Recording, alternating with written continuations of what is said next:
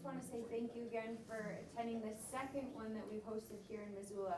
For those of you that weren't here last week, we are the 74th city to launch 1 Million Cups, and they have now expanded internationally as well. And so we've got, we're excited about what we're doing. And so with the 1 Million Cups, the whole premise is that two businesses present, and you've got 6 minutes to really tell your story, and then 20 minutes of Q&A. So we're just asking everybody to continue to spread the word. Know that it's every Wednesday, 9 a.m., and cities all over the United States, and again, now internationally, are doing this. So we're really excited to have Molly this morning, Molly Bradford with GatherBoard, and share a little bit about their story.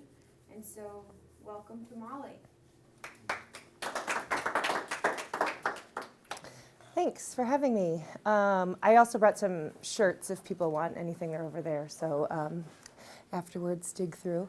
My name's Molly Bradford. I'm the co-founder of GatherBoard, and a lot of you know us locally as MissoulaEvents.net, and I like to say that I'm an accidental software entrepreneur.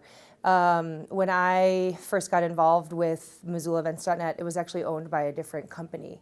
And I had just left a long newspaper advertising career and gone to online, which at the time people thought was really maybe not a successful move. And I went to work for an online news magazine called NewWest.net that owned MissoulaEvents.net. And while they were not necessarily a successful online endeavor, they set the standard and some of the pace for how journalism was going to work online, and some possible monetization strategies. And they had acquired MissoulaEvents.net from my business partner, Colin Hickey. It was actually originally called Garden City Events, and Colin was a young retiring rock star.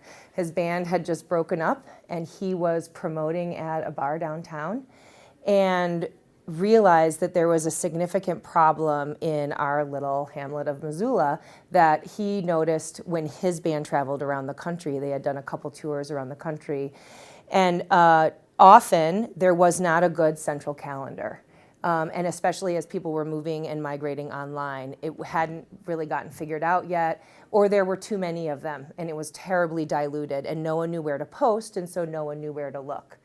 And so he decided to start a calendar. It was called Garden City Events. And New West recognized as an online news entity that they needed to have a strong connection with each of their community hubs in the West, and that by having the calendar as the main connecting place where people could virtually connect so that then they would physically connect at those events, they would be able to have regular content updated, and they would be able to have regular connections with their readers in a very personal and meaningful way.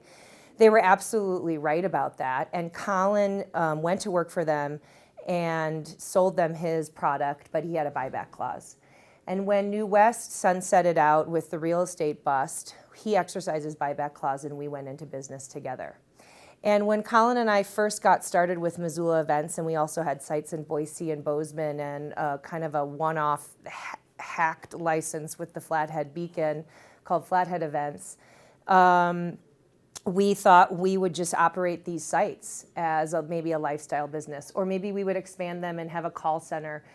We never really thought we would get into software. And it turns out that a lot of people were struggling with the same thing. They wanted a grid calendar. They wanted it to be easy to use. They wanted one place to post their events. They wanted it to be easy to share feeds with other entities so that they didn't need to be 13 calendars, but that lots of TV or radio stations or community and civic organizations could all take feeds off the same calendar. And this product did most of that already. And we'd got these random calls from other parts of the country. We want your calendar. And we're like, we're not software. And so luckily, Colin and I each have a brother that actually works in this industry. His brother's an IT guy, and my brother is an IP lawyer. And one of them helped us with a lot of the IT and getting us a programmer. And the other one helped us with licensing agreements and deciding, are we software as a service? Why would we do that, and how would that look?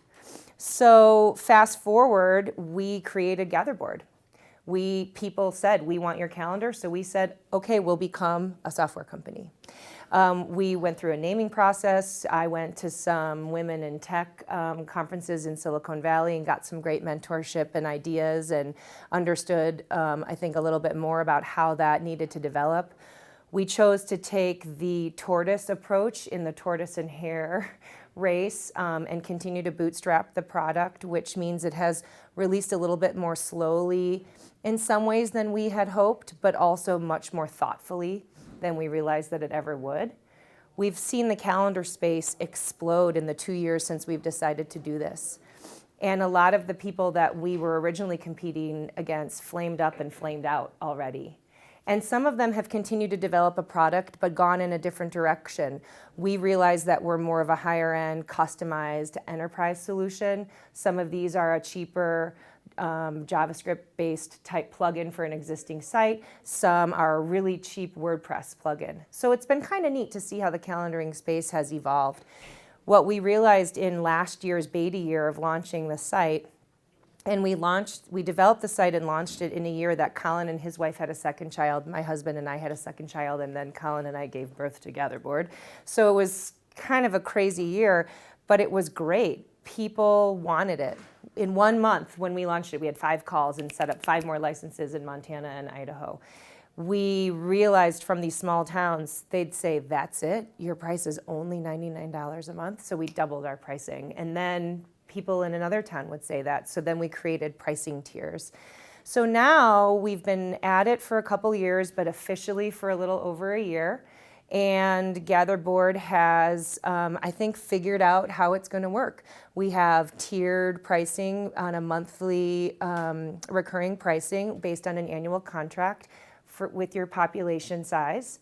We just had calls in the last couple weeks from Los Angeles, San Luis Obispo, St. Charles, Illinois, a small town, Cleveland, Tennessee, and rates are quoted anywhere in that $200 to $500 a month range, and people are not batting an eye at it. The monetization strategy is strong. The customization is great. The features that we've updated have been very relevant to what the current license holders are looking for and what the potential ones are giving as feedback or deal breaker. And so it's like, well, is that deal breaker worth it to develop, or is that deal breaker not?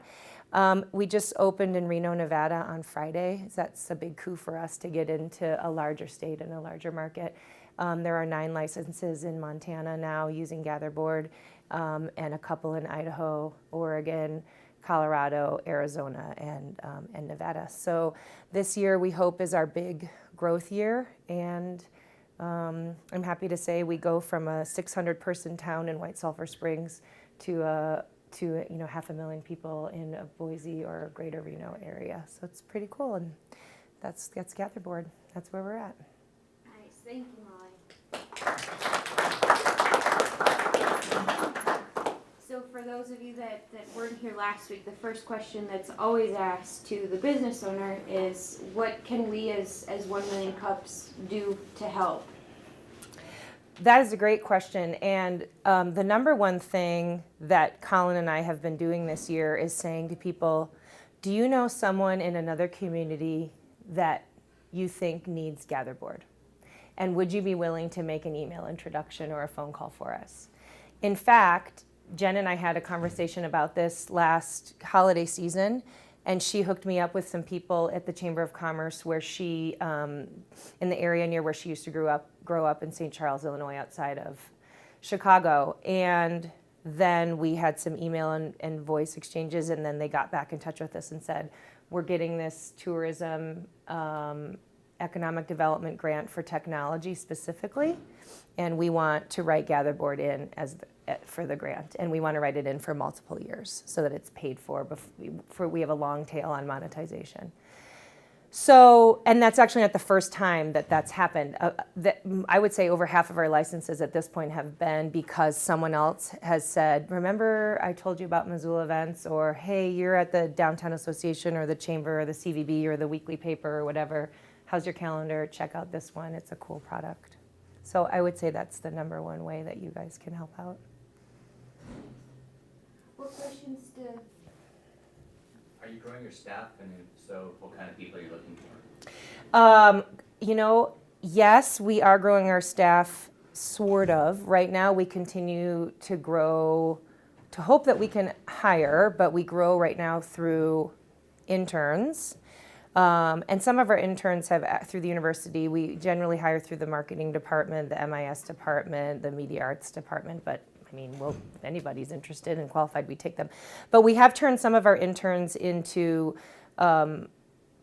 part-time paid independent contractors at this point. We don't have quite enough work to hand off a full-time position. Our goal, and we're actually pretty close to getting there by the fall, is that we will have that position. And that will then be someone who we want to work on sales locally, because I need to be able to hand off the MissoulaEvents.net advertising clients. And we also own Missoula Indoor Ads, the bathroom ads that are in Missoula, and the revenues from that have been able to bootstrap this entire project. So as I'm handling more national software customers, I want to be able to have someone who's doing some sales locally and then also some support.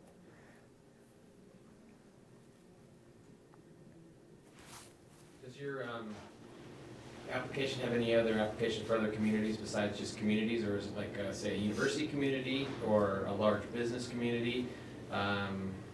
Or is it just focused in on towns and cities? We define it as a community of like interest. So you could be a physical community, like on a smaller scale, like a town or a city. You could be a corporate campus and have your own firewall on the outside of the calendar if you just wanted it to be an internal calendar or external. I mean, heck, you could be, a active retirement community that has stuff going on all over the place. A university, we actually had lengthy discussions with the University of Montana this time last year and decided that some of what they needed was doable, but beyond what we were willing to invest in at the time. But it was a pretty darn good fit. I mean, it made us realize that, university would be a good choice for us. We're talking with someone right now who's looking to put together something that's very topical based in the equestrian region realm. We are talking with people who want to do an energy events calendar for the Northwest. So that's issue based. So it could be topic based, it could be issue based, it could be geo based. It's really up to you.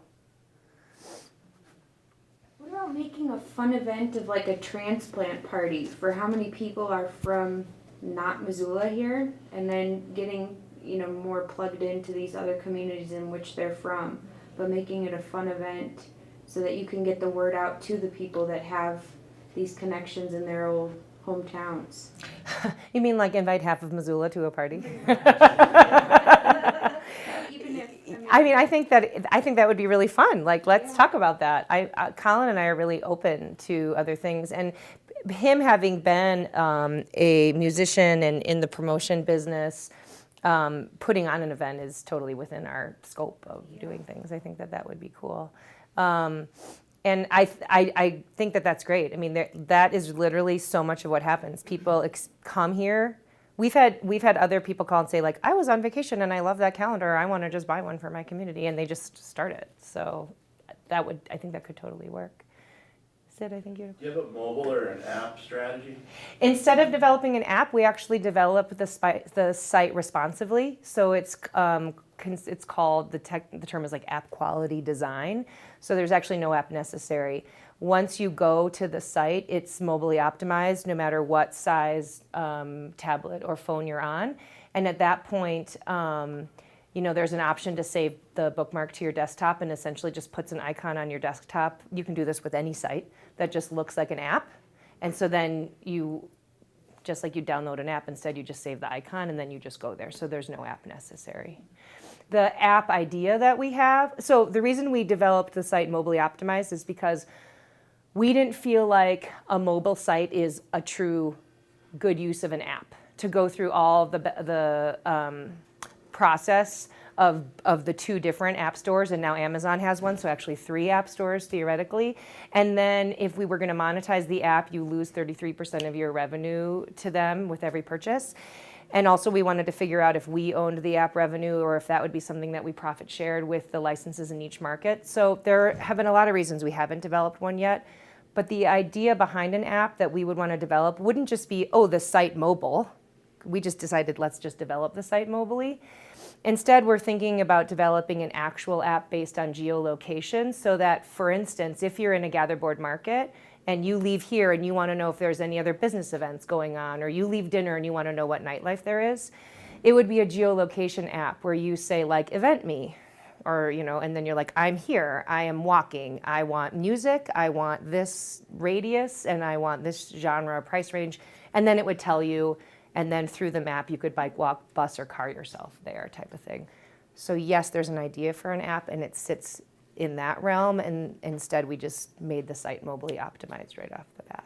I mean, I would just think that, like with Uber and my phone, you know, wherever I land, other than in Montana, you know, I can grab a car.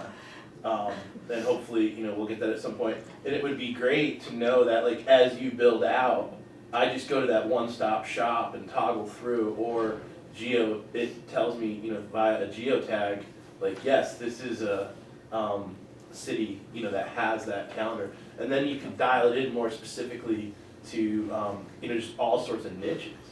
Yeah, so I guess exactly. Once it gets a little bit bigger, if you had the app, whatever it would be called, it would let you know as you came into a market, there's a site here. You know what I mean? That type of thing. Because the way it's now, don't you have to actually go to a site like a Beacon or a Missoulian to access your content? No, you can, all the sites have their own URL. So you can go right to the site itself. They have their own names and their own URLs. And we developed it that way on purpose, partially for this reason, so that you don't have to go through it. But also, they're not all owned by a newspaper. Some of them are just a standalone site. They're just owned by an entrepreneur or someone as their second job or as their for-profit hobby, if you will. So someone in, like, say, a Ketchum, Idaho, could grab a license from you and then build that out and then use that as a revenue generator for themselves? Exactly. Cool. Yeah. So we have a gal in Hood River who does it that way. We have a gal in Coeur d'Alene who does it that way. We have a gal outside of Phoenix, Arizona that does it that way. The two calls that I got from California were actually both people that are professionals in their community but are active in the nightlife scene because they play in bands. One's like an accountant and one's a real estate agent, and they want to develop nightlife calendars for their area and just have it make a little bit of money and pay for itself. And then the other half of them are associated with a newspaper or some sort of media and type entity. Cool. Yeah. Is there a way for bands or touring entities to use GatherBoard to populate their events across multiple communities? I think one day when we have hundreds of licenses, sure, right? Like ideally that you could, you know, see, oh, we're going on a tour and all of these places have a GatherBoard license, so let's just make sure we put our events on all of those. And you could do that on a smaller scale now. Like if you were doing a Montana tour, you could make sure it was on the Helena site, the Butte site, the Bozeman site, the Flathead site, the Missoula site, you know, like that. One of the features that is actually being launched later in the summer is a multi-site submit. So when you hit submit, like even if you come through Missoula or you come through Helena to do it, you will be able to see the other licenses and request submission to the other ones as well. Then just like anyone who submits, it goes into a pending, you know, in the admin section, and the owner of that license chooses to approve it or not, or edit it or whatever. And that's just quality control because they may already have booked already put your event on their calendar, so they don't want it on there twice because obviously duplication makes the calendar kind of bad. So multi-license submit will be coming, and I think that would be then really effective for a band that was doing a tour, especially in a region that had a lot of the licenses. So if you go to GatherBoard.com, Mm-hmm. if you go there currently, can you see the towns that you have licenses Yeah, in? yeah, and Missoula also has an Other Cities tab, and you can see all of the licenses on there too. The other new feature that's coming out that I think would be really cool for a band is feature tagging. And in sort of like the concept of tagging on Facebook or Instagram, it'll be a hashtag, but opposed to the free-for-all there where you couldn't put like my band's the coolest, and then that only works if other people know to search for your tag. The feature tagging could be something that a license holder monetizes, but it'll be just like we have a drop-down menu of featured venues, and those people have bought a venue page. There'll be a drop-down menu of featured tags, and you can select multiple tags, and they'll have their own page too. So it'll just enhance the searchability and the organization of the site. So, for instance, a summer solstice event that is happening at the Top Hat with your band could be at the Top Hat venue with like a last best solstice tag, because that's like a all-day event that the Cultural Council puts on, and your band's tag. And then that means that those feature tags will have their own special page and their own RSS feeds and their URLs and their title tagging and their searchability as well. So I think that in combination with the multi-site submission will be pretty powerful enhancements this summer. Can you subscribe to a feed? So I want to be able to email that tells me all the live music happening in town. I'm trying to remember if we've just edited that the feeds are by topic, or if it's just a daily or a weekly feed, like in general.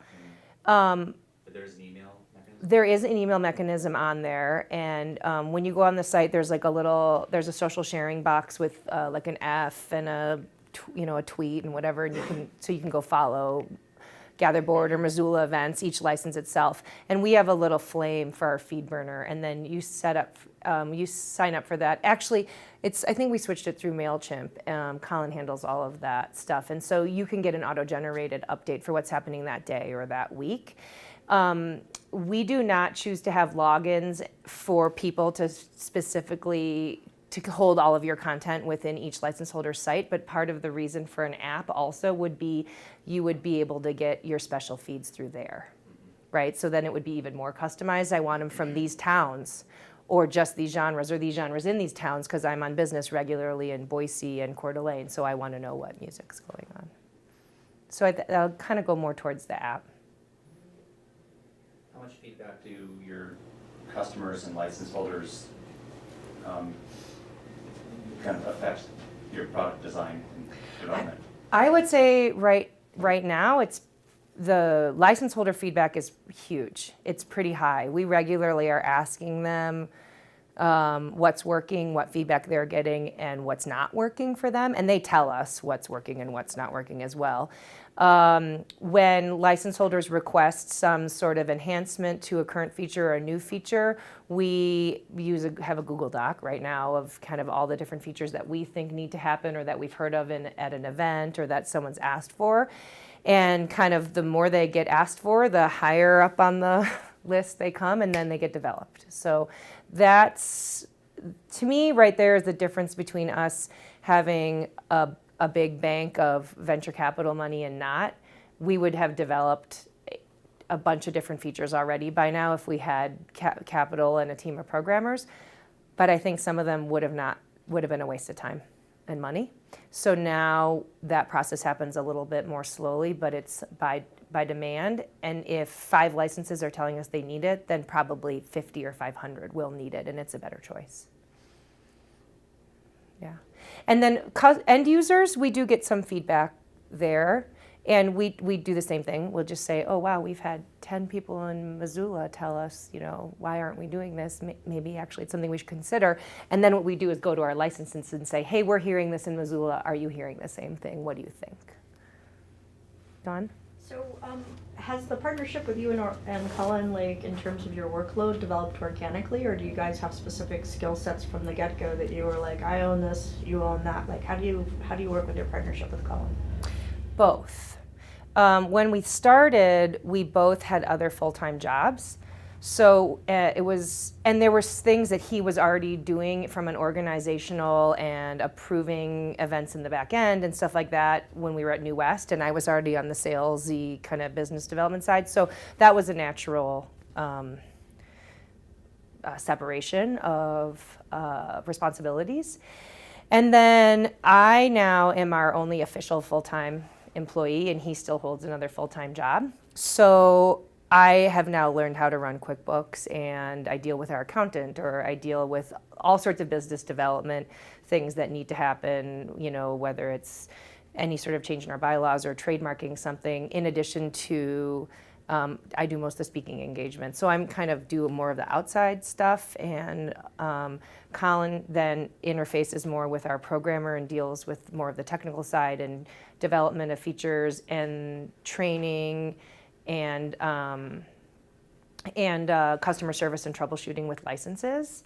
And then we split the training process 50-50, because when we onboard a license, they can buy an enhanced training package that includes monetization and marketing strategies and setup of your recommended ad network, in addition to event procurement and strategic partnerships. And so Colin and I have that split up also.